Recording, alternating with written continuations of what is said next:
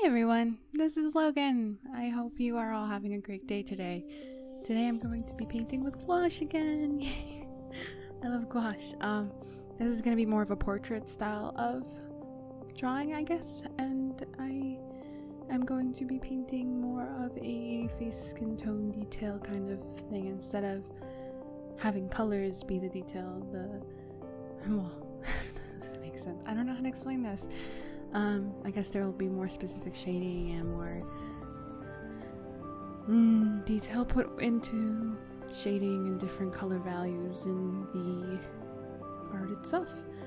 And here I am sketching my normal lady doodle, I guess. I start off with a pretty simple drawing. I like the idea of painting a very simple face, not having an idea of what to do with the face quite yet. And I wanted to try painting hair again. I wanted to try making it flowy and actually making it look nice, so we'll see how that ends up. I guess I really wasn't happy with how this painting first started. I wasn't happy with the colors I had chosen, and I wasn't happy with the way they were looking. I wasn't happy with how the gouache was working with me, but over time I ended up managing some detail and some strong outlines, I guess, that ended up really saving it for me. I think I was on the edge of giving up on this painting before I ended up getting to the point where I think I was happy with it. I started off with this orange that I pre-mixed out of my primary set and mixed it with some blues. I think mostly blue, yeah. And ended up with this actually really nice shade of skin color. I really liked this first shade, however it ended up very blotchy. I needed to remix, which is where the problem started, I guess. Which is fine. I mean, it was fun. I got to learn the medium a little bit more. I got to learn how gouache works and how these specific paints work, I guess. I tried to add blushiness to it, but I think it got very diluted in nothing. It didn't turn out to be anything, I guess. I wasn't very happy with how that turned out, but over time, after building it up, I finally found a type of a range that I liked a lot, and I think that turned out really okay. I think it ended up turning out good. This white, I'm still fighting with it. It's way too opaque for my liking still. I mean, too not opaque for my liking still. It just kind of like ends up glazing on top instead of becoming a layer on top of it, and it just ends up being a mess. I mean, it didn't turn out too bad, but yeah, here I don't really like the look of it, and my dogs are playing. Dog sounds. Anyway,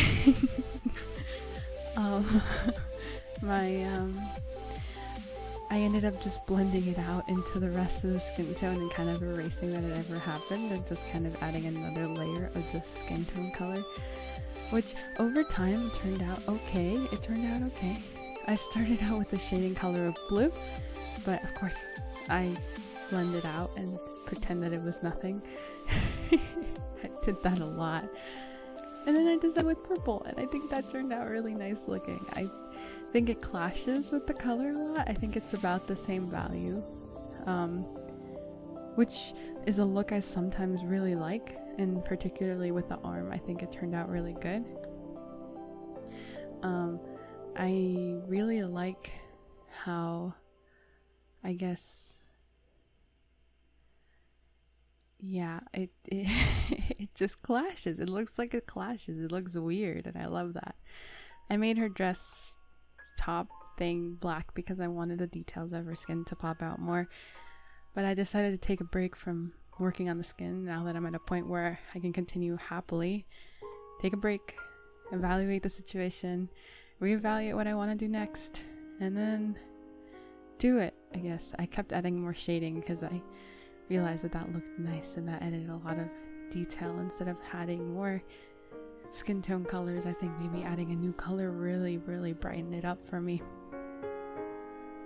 I think that ended up looking really nice, and then I ended up adding a really nice color for the eye, the eye shade. Yeah, that looks really nice. I think it turned out pretty. I think it matches well with the skin and the purple kind of mystical look that I'm getting at again. And I managed to find an orange that details this really nicely. I finally managed to do it. I had to make my own orange, obviously. That pre-mixed orange isn't going to work for everything for myself. I pre-mixed these colors so that I would have something to go off of that is consistent if I needed to. But obviously that's not always going to work out. Like, for example, for the hair, I started with that. Oh, I don't do the hair yet. I do the eyes. But with the hair, I started with this blue color, and I still end up adding more of the blue, but at least I had the light blue to start off with so that I had a little bit of a mix, and I just added more blue to it.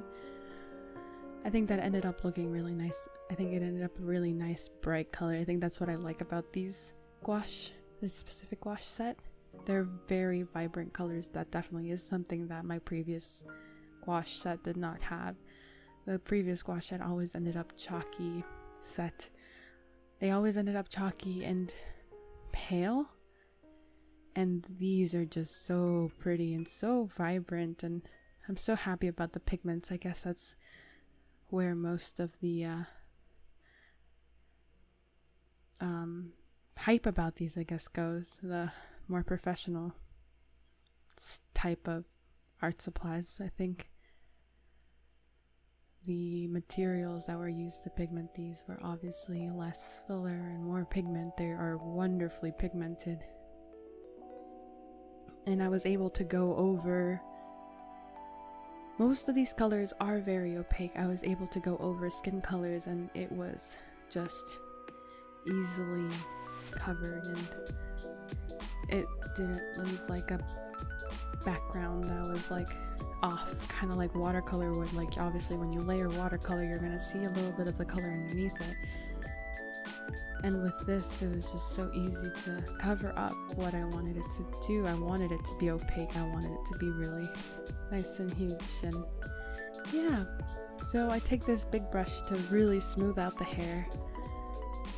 But I think I did a lot better with the waviness and flowiness of the hair this time. I think it turned out really nice. Especially with using these big brushes, I think it was easier to have a more cohesive, pretty hair look, I guess. I end up making shadows in it. I don't remember what colors I used. I think I used, oh man, this really did it. I was thinking that the face looked like it was missing something. I used the eye color with a little bit more of a blue tone, and outlined all the details, and I think this really made it look really nice. This is where it really just popped, I guess. I think I forgot her eyebrows. Huh. Now that I think of it, I think I forgot to draw my eyebrows. Oh, no, here I am, drawing eyebrows. I thought I forgot those. Oh no.